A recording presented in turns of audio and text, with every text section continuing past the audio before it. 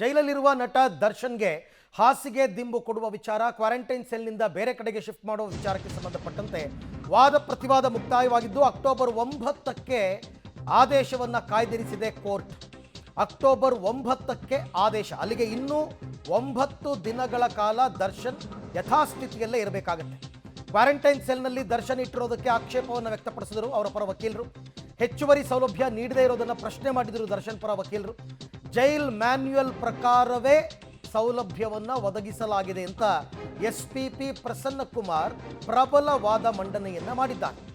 ಹೆಚ್ಚುವರಿ ಹಾಸಿಗೆ ದಿಂಬನ್ನು ಕೋರಿ ದರ್ಶನ್ ಅರ್ಜಿಯನ್ನು ಸಲ್ಲಿಸಿದ್ದು ಅಕ್ಟೋಬರ್ 9ಕ್ಕೆ ಆದೇಶವನ್ನು ಕಾಯ್ದಿರಿಸಿದೆ ಕೋರ್ಟ್. ಕ್ವಾರಂಟೈನ್ ಸೆಲ್ನಲ್ಲಿ ದರ್ಶನ್ ಅವರನ್ನು ಯಾಕೆ ಇಟ್ಟಿದ್ದೀರಾ? ಮ್ಯಾಕ್ಸಿಮಮ್ 14 ದಿನಗಳು ಮಾತ್ರ ಇಡಬೇಕು.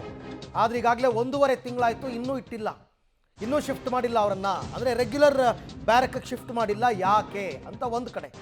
ಮತ್ತೊಂದು ಕಡೆ ಬೇರೆ ಬೇರೆ VVIPಗಳು ಕೊಟ್ಟಿರೋ ಕನಿಷ್ಠ ಸೌಲಭ್ಯನೂ ಇಲ್ಲ. ಹೆಚ್ಚುವರಿ ಹಾಸಿಗೆ ದಿಂಬು ಕೋರಿ ದರ್ಶನ್ ಕೋರ್ಟ್ಗೆ ಮೊರೆ ಹೋಗಿದ್ದರು. ದರ್ಶನ್ಗೆ ಜೈಲಿನಲ್ಲಿ ಹಿಂಸೆ ನೀಡಲಾಗ್ತಾ ಇದೆ. ಕೊಲೆ ಆರೋಪಿ ದರ್ಶನ್ ಪರ ವಕೀಲ ಸುನಿಲ್ ಅವರು ವಾದ ಮಂಡನೆಯನ್ನ ಮಾಡಿದ್ದಾರೆ. ನಕ್ಸಲರು ಉಗ್ರರನ್ನ ಇಡುವ ಸೆಲ್ನಲ್ಲಿ ದರ್ಶನ್ ಅವರನ್ನ ಇಟ್ಟಿದ್ದಾರೆ. ಡ್ರಗ್ಸ್ ಆರೋಪಿಗಳು ಅಂದರೆ ಸೆಲೆಬ್ರಿಟಿ ಭದ್ರತೆಯ ಕಾರಣವನ್ನು ಕೊಡ್ತಾ ಇದ್ದಾರೆ. ಕೊಲೆ ಆರೋಪಿ ದರ್ಶನ್ ಪರ ಸುನಿಲ್ ಕೋರ್ಟ್ ಗಮನಕ್ಕೆ ಇದೆಲ್ಲವನ್ನ ತರ್ತಾ ಇದ್ದಾರೆ. ಅಂದರೆ ಲಿಟ್ರಲಿ ದರ್ಶನ್ಗೆ ಜೈಲಿನಲ್ಲಿ ಹಿಂಸೆಯನ್ನ ಕೊಡ್ತಾ ಇದ್ದಾರೆ. ಯಾವ ರೀತಿ ಅಂತಂದ್ರೆ ಯಾರನ್ನ ಯಾವ ಸೆಲ್ನಲ್ಲಿ ಇಡಬೇಕು ಅಂತಕ್ಕಂಥದ್ದು ನೋಡಿಲ್ಲ. ನಕ್ಸಲರು ಉಗ್ರರು ಇರುವ ಸೆಲ್ನಲ್ಲಿ ದರ್ಶನ್ ಅವರನ್ನ ಇಟ್ಟಿದ್ದಾರೆ. ಡ್ರಗ್ಸ್ ಆರೋಪಿಗಳನ್ನ ಇರಿಸುವ ಸೆಲ್ನಲ್ಲಿ ದರ್ಶನ್ ಅವರನ್ನ ಇರಿಸಲಾಗಿದೆ. ಸೆಲೆಬ್ರಿಟಿ, ಹಾಗಾಗಿ ಭದ್ರತೆಯ ಕಾರಣ ಕೊಡ್ತಾ ಇದ್ದಾರೆ. ಇದು ತಪ್ಪು. ಕೊಲೆ ಆರೋಪಿ ದರ್ಶನ್ ಪರ ವಕೀಲ ಸುನಿಲ್ ಇವತ್ತು ಕೋರ್ಟ್ನಲ್ಲಿ ವಾದ ಮಂಡನೆಯನ್ನ ಮಾಡಬೇಕಾದ್ರೆ ಇದೆಲ್ಲವನ್ನ ಹೇಳಿದ್ದಾರೆ. ಬಟ್ SPP ಪ್ರಸನ್ನಕುಮಾರ್ ಅವರ ವಾದವೇ ಬೇರೆ. ಜೈಲಲ್ಲಿ ರೇಪಿಸ್ಟ್ಗಳಿಗೆ ನೀಡುತ್ತಿರುವ ಸೌಲಭ್ಯವನ್ನು ಕೂಡ ದರ್ಶನ ಕೊಡ್ತಾ ಇಲ್ಲ. ಜೈಲಲ್ಲಿ ಅತ್ಯಾಚಾರಿ ಉಮೇಶ್ ರೆಡ್ಡಿಗೆ VIP ಟ್ರೀಟ್ಮೆಂಟ್ ಇದೆ. ರೇಪಿಸ್ಟ್ ಉಮೇಶ್ ರೆಡ್ಡಿಗೆ ಟಿವಿ ಕೊಟ್ಟಿದ್ದಾರೆ. ಆದರೆ ದರ್ಶನ್ಗೆ ಏನೂ ಕೊಟ್ಟಿಲ್ಲ, ಯಾವ ಸೌಲಭ್ಯವೂ ಇಲ್ಲ. ದರ್ಶನ್ 45 ದಿನಗಳಿಂದ ಕ್ವಾರಂಟೈನ್ನಲ್ಲಿದ್ದಾರೆ, ಕ್ವಾರಂಟೈನ್ ಸೆಲ್ನಲ್ಲಿ. ಉಮೇಶ್ ರೆಡ್ಡಿ ಅಂತವ್ರಿಗೆ ಎಲ್ಲ ಸೌಲಭ್ಯ ಕೊಡ್ತಾರೆ, ದರ್ಶನ್ಗೆ ಯಾಕಿಲ್ಲ? ಇದು ಸುನಿಲ್ ಅವರ ವಾದ, ದರ್ಶನ್ ಪರ ವಕೀಲರದ್ದು. ಸಾಕಷ್ಟು ವಿಚಾರಗಳನ್ನ ಹೇಳ್ತಾ ಬರ್ತಾರೆ ಅವರು. ಯಾವ ರೀತಿಯಲ್ಲಿ ದರ್ಶನ್ಗೆ ಹಿಂಸೆಯನ್ನ ಕೊಡಲಾಗ್ತಾ ಇದೆ, ಇದನ್ನ ತಪ್ಪಿಸಿ ಅಂತ ಕೋರ್ಟ್ ಮೊರೆ ಹೋಗಿರ್ತಕ್ಕಂಥದ್ದು. ಕನಿಷ್ಠ ಒಬ್ಬ ವಿಚಾರಣಾಧೀನ ಕೈದಿಯನ್ನ ನೋಡ್ಕೊಳ್ಳೋ ರೀತಿಯಲ್ಲಿ ಜೈಲಧಿಕಾರಿಗಳು ನೋಡ್ಕೋತಾ ಇಲ್ಲ ದರ್ಶನ್ ಅವರನ್ನ. ಯಾರಿಗೆ ಯಾವ ರೀತಿಯಾದಂತಹ ಅನುಕೂಲಗಳನ್ನ ಒದಗಿಸಿದ್ದಾರೆ ಅಂತಕ್ಕಂಥ ಎಕ್ಸಾಂಪಲ್ ಕೊಟ್ಟಿದ್ದಾರೆ. ದರ್ಶನ್ಗೆ ಜೈಲಿನಲ್ಲಿ ಹಿಂಸೆ ಕೊಡ್ತಾ ಇರೋದ್ರ ಬಗ್ಗೆ ವಿವರವಾಗಿ ಕೋರ್ಟ್ ಗಮನಕ್ಕೆ ತರ್ತಾರೆ. ಪ್ರತಿಯೊಂದು ವಿಚಾರವನ್ನು ಕೂಡ ದರ್ಶನ್ ಪರ ವಕೀಲರು ಕೋರ್ಟ್ನ ಮುಂದೆ ತಂದಿದ್ದಾರೆ. ನಕ್ಸಲರು ಉಗ್ರರನ್ನ ಇಡುವ ಸೆಲ್ನಲ್ಲಿ ದರ್ಶನ್ ಅವರನ್ನ ಇಟ್ಟಿದ್ದಾರೆ. ಡ್ರಗ್ಸ್ ಆರೋಪಿಗಳನ್ನ ಇರಿಸಿರುವಂತಹ ಸೆಲ್ನಲ್ಲಿ ಅವರನ್ನ ಇರಿಸಲಾಗಿದೆ.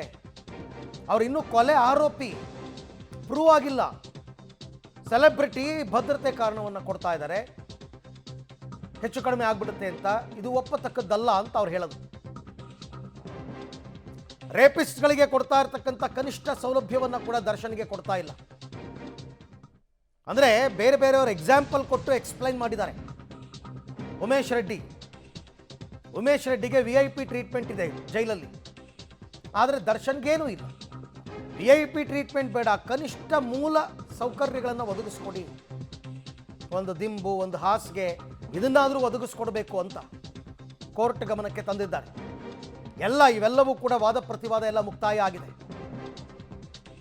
ಈ ಎಲ್ಲ ವಿಚಾರಕ್ಕೆ ಸಂಬಂಧಪಟ್ಟಂತೆ ಮತ್ತಷ್ಟು ಮಾಹಿತಿ ನನ್ನ ಕೊಲೀಗ್ ಮುರಳೀಧರ್ ಅವರಿಂದ ಪಡ್ಕೊಳ್ಳೋಣ. ಮುರಳಿ, ಇವಾಗ ದರ್ಶನ್ ಪರ ವಕೀಲರ ವಾದ ಮತ್ತು ಅದಕ್ಕೆ ಆಕ್ಷೇಪಣೆ SPP ಇಂದ ಏನೇನು ನಡೀತು ಇವತ್ತು ಕೋರ್ಟಲ್ಲಿ? ಖಂಡಿತವಾಗಿ ಅರವಿಂದ್, ಯಾಕಂದರೆ ಕಳೆದ 20-25 ದಿನಗಳಿಂದನೂ ಕೂಡ ನಿರಂತರವಾಗಿ ಇವರು ಅಂದರೆ ದರ್ಶನ್ ಪರ ವಕೀಲರು ಒಂದು ಮನವಿಯನ್ನು ಮಾಡ್ಕೊಳ್ತಾ ಇರೋಂಥದ್ದು ಕೋರ್ಟ್ಗೆ. ಅವ್ರಿಗೆ ಹಾಸಿಗೆ ಮತ್ತು ದುಂಬಿನ ವ್ಯವಸ್ಥೆಗೆ ಸಂಬಂಧಪಟ್ಟಂತೆ ಈಗಾಗಲೇ ಕೋರ್ಟ್ ಆದೇಶವನ್ನು ಕೂಡ ಕೊಟ್ಟರು ಕೂಡ ಯಾವುದೇ ರೀತಿಯ ಮ್ಯಾನ್ಯುವಲ್ ಅಂತೇಳಿ ಕೇವಲ ಒಂದು ತಟ್ಟೆ, ಲೋಟ ಮತ್ತು ಒಂದು ಕಂಬಳಿ, ಒಂದು ಬೆಡ್ಶೀಟನ್ನು ಮಾತ್ರ ಕೊಡ್ತಾ ಇದ್ದಾರೆ. ಅದನ್ನು ಹೊರತುಪಡಿಸಿ ಹೆಚ್ಚುವರಿ ಸೌಲಭ್ಯಗಳನ್ನು ಕೊಡ್ತಾ ಇಲ್ಲ ಅಂತೇಳಿ ಆಕ್ಷೇಪಣೆಯನ್ನು ಎತ್ತಿರುವಂಥದ್ದು. ಅಂದರೆ ನ್ಯಾಯಾಂಗ ನಿಂದನೆ ಅರ್ಜಿಯನ್ನು ಹಾಕಿದರೆ ಈಗಾಗಲೇ ಕೋರ್ಟ್ ಆದೇಶವನ್ನು ಮಾಡಿದೆ. ಆದೇಶವನ್ನು ಮಾಡಿ ಹೇಳಿದ್ರು ಕೂಡ ಕೂಡ ಜೈಲಧಿಕಾರಿಗಳು ಇದನ್ನ ಸರಿಯಾಗಿ ಪಾಲನೆಯನ್ನ ಮಾಡ್ತಾ ಇಲ್ಲ ಅಂತೇಳಿ ಏನು ವಾದವನ್ನ ಮಂಡನೆ ಮಾಡಿರುವಂಥದ್ದು. ಇವತ್ತು ವಾದವನ್ನ ಮಂಡನೆ ಮಾಡಂತ ಸಂದರ್ಭದಲ್ಲಿ ಉಮೇಶ್ ರೆಡ್ಡಿ ಅಂದ್ರೆ ಅತ್ಯಾಚಾರದ ಆರೋಪಿ ಉಮೇಶ್ ರೆಡ್ಡಿ ಏನಿದ್ದಾನೆ ಆತ ಜೈಲ್ಗೆ ಹೋಗಿದ್ದಾನೆ. ಆತ ಜೈಲಿನಲ್ಲಿ ಆತನಿಗೆ ಸಿಗ್ತಾ ಇರುವಂತ ಕನಿಷ್ಠ ಸೌಲಭ್ಯಗಳು ಕೂಡ ದರ್ಶನ್ಗೆ ಸಿಗ್ತಾ ಇಲ್ಲ. ಯಾಕಂದ್ರೆ ದರ್ಶನ್ ಅನ್ನ ಅಷ್ಟು ಹೀನಮಾನವಾಗಿ ನಡೆಸ್ಕೊಳ್ತಾ ಇದ್ದಾರೆ, ತುಂಬಾ ಹಿಂಸೆಯನ್ನು ಕೊಡುವಂತ ಪ್ರಯತ್ನಗಳನ್ನ ಮಾಡಲಾಗ್ತಾ ಇದೆ ಅನ್ನೋದ್ರ ಬಗ್ಗೆ ಒಂದು ವಾದವನ್ನ ಮಂಡನೆಯನ್ನ ಮಾಡ್ತಿರುವಂಥದ್ದು. ಜೊತೆಗೆ ಇವರು ಹೈ ಸೆಕ್ಯೂರಿಟಿ ಸೆಲ್ನಲ್ಲಿ ಇರಿಸಿದೀವಿ, ಹೈ ಸೆಕ್ಯೂರಿಟಿ ಆಗಿ ಅವರಿಗೆ ಭದ್ರತೆಯನ್ನ ದೃಷ್ಟಿಗೋಸ್ಕರ ಈ ರೀತಿಯ ಕೆಲಸವನ್ನ ಮಾಡ್ತಾ ಇದೀವಿ ಅಂತ ಹೇಳ್ತಾರೆ. ಅಂದ್ರೆ ಆ ರೀತಿಯಲ್ಲಿ ಹೈ ಸೆಕ್ಯೂರಿಟಿ ಇಡುವಂಥದ್ದು ಕೇವಲ ಕೊಲೆ ಆರೋಪವನ್ನು ಹೊತ್ತಿರುವಂತಹ ದರ್ಶನ್ಗೆ ಮಾಡ್ಲಿಕ್ಕೆ ಸಾಧ್ಯ ಇಲ್ಲ.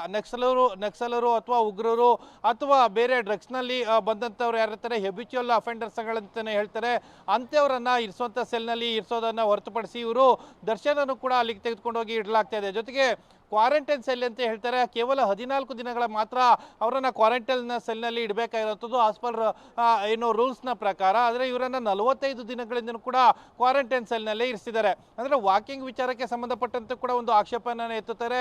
ಅಂದರೆ ಬೆಳಗ್ಗೆ 1 ಗಂಟೆ ಸಂದರ್ಭದಲ್ಲಿ 1 ಗಂಟೆಗೆ ವಾಕಿಂಗ್ ಅನ್ನ ಅವಕಾಶ ಮಾಡಿಕೊಟ್ಟಿದ್ದೀವಿ ಮತ್ತು ಸಂಜೆ 1 ಗಂಟೆಗೆ ವಾಕಿಂಗ್ ಮಾಡಲಿಕ್ಕೆ ಅವಕಾಶವನ್ನು ಮಾಡಿಕೊಟ್ಟಿದ್ದೀವಿ ಅಂತ ಹೇಳ್ತಾರೆ. ಆದರೆ 25/3 ಅಡಿ ಅಂತರದಲ್ಲೇ ಅಂದರೆ ಬ್ಯಾರಕ್ನ ಒಳಗಡೆನೆ ಅವ್ರನ್ನ ವಾಕಿಂಗ್ ಮಾಡಲಿಕ್ಕೆ ಅವಕಾಶವನ್ನು ಮಾಡಿಕೊಟ್ಟಿದ್ದಾರೆ. ಇದು ಕೂಡ ಅವರಿಗೆ ಚಿತ್ರಹಿಂಸೆ ಆಗ್ತಾ ಇದೆ. ಅಂದ್ರೆ ರೇಪಿಸ್ಟ್ಗೆ ಸಿಕ್ಕುವಂತ ಸೌಲಭ್ಯ ಕನಿಷ್ಠ ಸೌಲಭ್ಯ ಕೂಡ ದರ್ಶನ್ಗೆ ಸಿಗ್ತಾ ಇಲ್ಲ ಅನ್ನೋದ್ರ ಬಗ್ಗೆ ವಾದವನ್ನ ಮಂಡನೆಯನ್ನ ಮಾಡಿರುವಂಥದ್ದು.